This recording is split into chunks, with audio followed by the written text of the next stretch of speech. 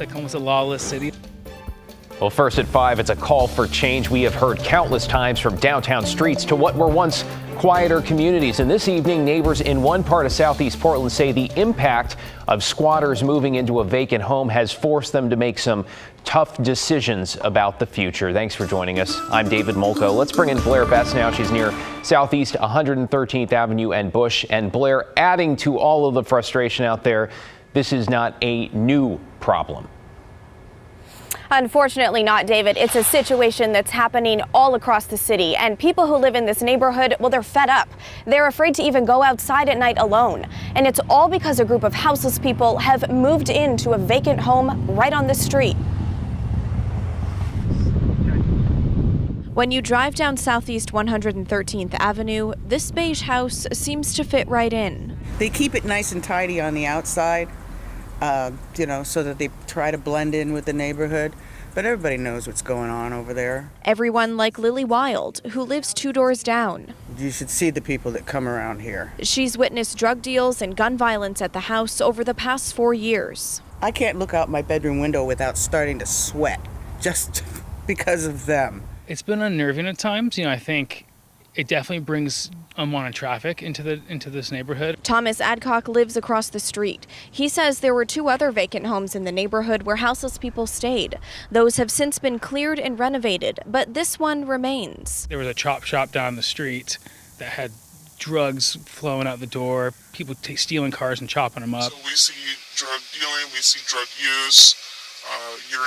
Public urination in the front yard. This woman didn't want to be identified on camera, afraid of retaliation from those experiencing homelessness. It makes me upset that the city doesn't seem to care about our neighborhood. There's not squatters here. There is no squatters here. We talked with those living at the house. Has the city and police ever told you have to leave? No. No. Are you afraid of that ever happening? Yeah, probably. Why are you afraid that you would have to leave? Well, because it's not my house. I don't own this house. I know that. Do you pay anything to stay here? I pay the electric. Records from Portland's Bureau of Development Services, the department that responds to complaints about dangerous living conditions, shows the property has been cited 7 times since the early 2000s. We asked them about people staying here illegally now. Several of the properties that we look at have had some sort of degree of unauthorized persons in them, but again, that's a matter for law enforcement to deal with. As for getting police to respond, that's been an ongoing battle. It's like almost a lawless city a little bit. It feels like no one's really listening, and that kind of freaks me out a little bit. They know my name at the police station when I call. They don't do anything. Now, we reached out to the police as well, and they told us to get back to them next week. As for those living in the house, they say they're on a list to find housing and are just waiting for the day that they're forced to move out. David? Frustrating on so many levels. Blair Best in Southeast Portland. Thank you, Blair. A former West Lynn police sergeant was sentenced today to 18 months of probation for his role in a bogus investigation of a towing company worker. Tony Reeves was convicted of official misconduct in the 2017 investigation of Michael Fesser. Fesser says his boss at A&B Towing got police to arrest him as retaliation after he complained about a hostile work environment. The boss was friends with a then West Lynn chief of police. Reeves was the officer who arrested Fesser at the request of the chief. Now both Reeves and the former chief already had their police certification stripped. With this criminal sentence for misconduct, Reeves will also be required to perform 85 hours community service and 15 hours of cultural diversity and sensitivity education. A Gresham woman is recovering this evening after a close call she will never forget. Police say she was driving when she got caught in the middle of 2 gunmen who were shooting at each other. As Christelle Kumwe reports, the gun violence survivor is now speaking up to send a message. I'm recovering. I'm going to have to go through the recovery stages. It's going to be a little bit tough. Katie Gazenka was running errands near Southeast Powell and 130th Wednesday afternoon when she heard gunshots. I just kept driving and hoping to get out of that area. And the next thing I know, my face is profusely bleeding.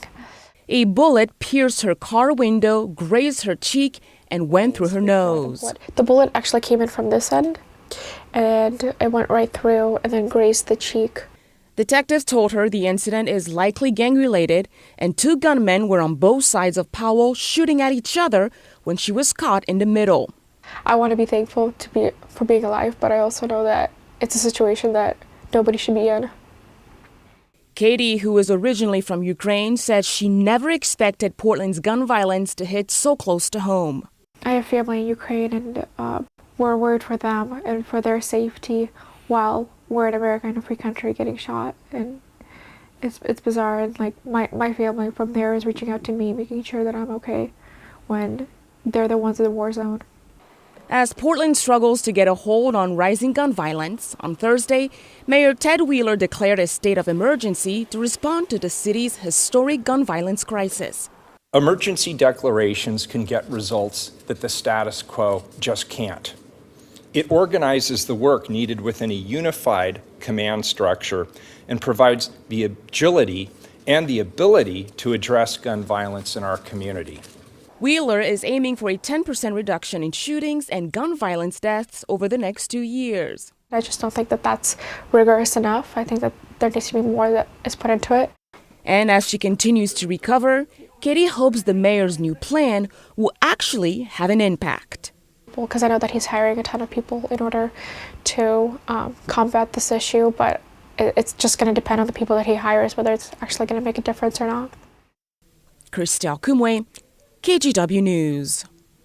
Wow, we are just glad she is okay. Well, the largest interstate investment project in Oregon in more than 4 decades broke ground today. Work on I-205 is going to begin with seismic upgrades on the Abernethy Bridge. That's between Oregon City and West Linn, and that's just one of 9 bridges that are going to get upgrades as part of the project. ODOT says it's also making some changes to reduce bottlenecks between Stafford Road and 213. We're going to add a 3rd lane to this last 7-mile section of I-205 that only has 2 lanes in each direction. That 3rd lane is going to help reduce crashes where the road necks down to only 2 lanes. And that 3rd lane will help reduce congestion and help us address our climate goals by reducing the number of hours that vehicles are stuck idling while they're in congested traffic. Officials expect construction is going to last about 6 years. They indicate it will also create a career pipeline for local workers, with 20% of the total hours worked to be done by apprenticeship programs.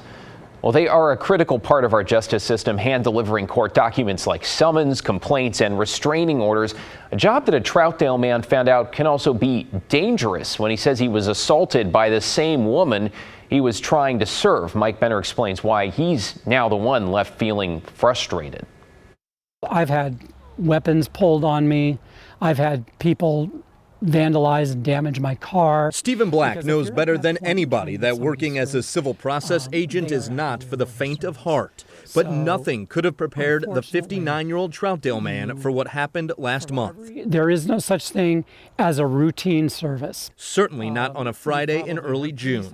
Stephen tells us he was in the parking lot of a North Portland Fred Meyer trying to serve a woman a restraining order.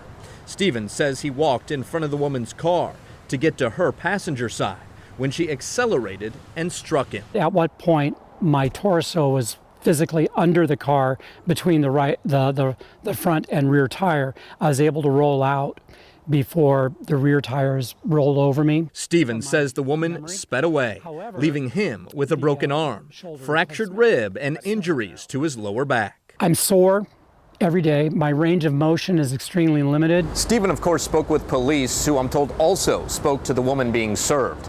A lengthy report was written and the case referred to the district attorney's office for consideration of charges. A spokesperson with the DA's office tells me the case is under investigation. That explanation is somewhat puzzling to Stephen, considering the incident happened 7 weeks ago. He tells us he'd like to press charges against the woman who assaulted him, but at the very least, he wants his medical bills covered. She's in a bad place in her life. I understand that, but she needs to get help. But I would also like to see my situation resolved, because I've been out of work for 2 months. And in my line of work, it's all contract work. In Portland, Mike Benner for KGW News. Well, let's take you outside on this Friday afternoon. A beautiful 77 degrees over the Rose City. Definitely welcome, but a bit deceiving given what could be the most significant heat wave of the year headed our way. Preparations already underway in Multnomah County for cooling centers. County officials expect to announce their specific plans on Sunday based on the latest forecast. Now, warehouses are stocked, they say, though, with pallets of supplies that are ready to go, potentially to overnight shelters as well, if it seems like things won't cool off enough at night. It depends on the type of location, but a shelter location, we have 190 different items that we would send to a shelter. So it's everything from water to wheelchairs.